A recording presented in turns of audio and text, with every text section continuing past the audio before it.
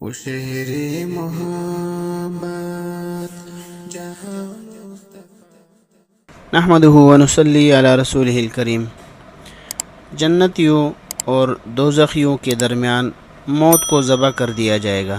حدیث شریف میں حضرت ابو سعید خدری رضی اللہ عنہ فرماتے ہیں کہ جناب رسول اللہ صلی اللہ علیہ وآلہ وسلم نے ارشاد فرمایا، جنتیوں کے جنت میں اور دوزخیوں کے دوزخ میں داخل ہونے کے بعد موت کو اس شکل میں لایا جائے گا گویا کہ وہ نیلے رنگ کا دمبا ہے۔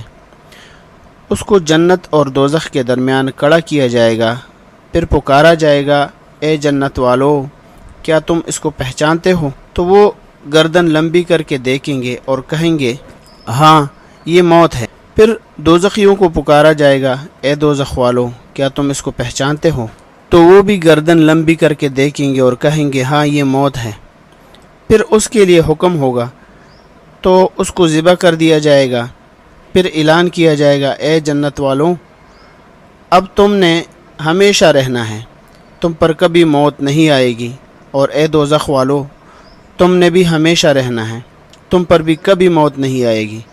اس کے بعد حضور صلی اللہ علیہ وآلہ وسلم نے یہ آیت مبارکہ تلاوت فرمائی، وَأَنذِرْهُمْ يَوْمَ الْحَسْرَةِ إِذْ قُضِيَ الْأَمْرُ وَهُمْ فِي غَفْلَةٍ وَهُمْ لَا يُؤْمِنُونَ۔